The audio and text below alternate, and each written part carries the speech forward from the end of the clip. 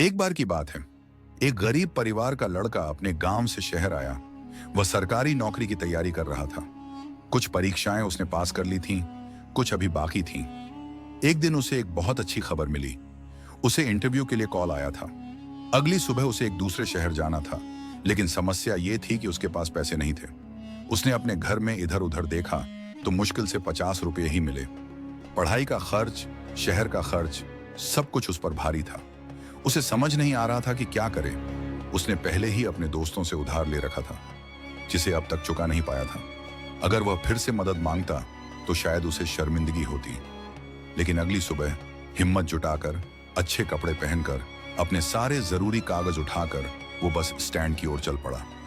Bus stand पहुंचकर उसे पता चला कि बस में चढ़ने के लिए पैसे चाहिए थे, जो उसके पास नहीं थे। कोई पहचान वाला भी नहीं मिला। वह बहुत उदास, परेशान और निराश हो गया।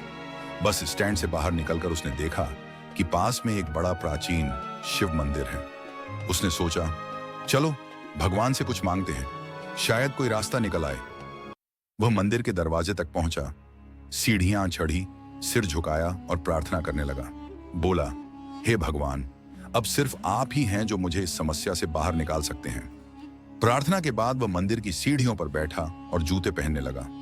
तभी उसने देखा कि पास में एक फकीर बैठा है, जिसके कटोरे में बहुत सारा पैसा पड़ा है।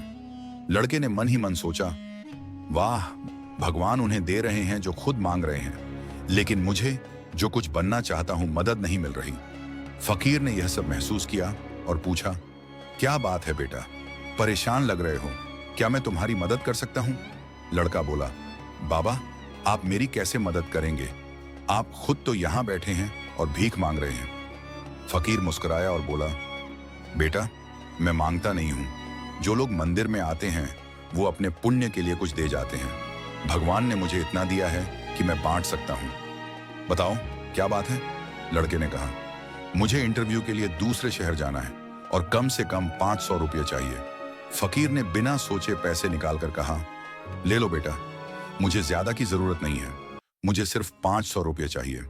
थोड़ी सी दवाइयों की जरूरत है, शाम को जो बचेंगे वो मैं मंदिर की दान पेटी में डाल दूंगा।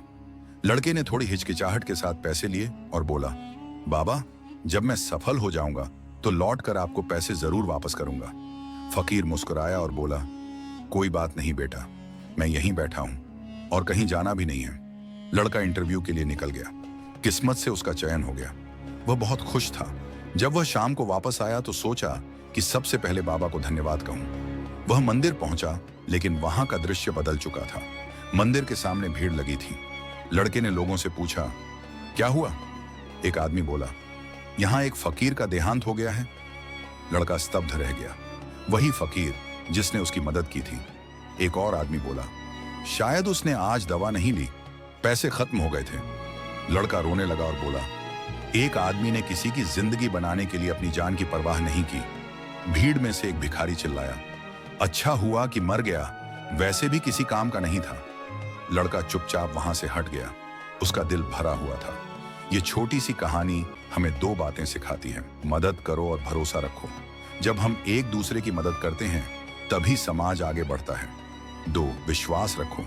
जब भी तुम्हें लगे कि सब कुछ खत्म हो गया है, तभी कहीं ना कहीं से मदद जरूर आएगी। भगवान किसी रूप में तुम्हारी मदद करेंगे। वो कब, कैसे और किसके जरिए आएंगे ये तुम नहीं जान पाओगे। इसलिए भरोसा बनाए रखो, क्योंकि भगवान हर किसी की जिंदगी में कभी ना कभी जरूर आते हैं।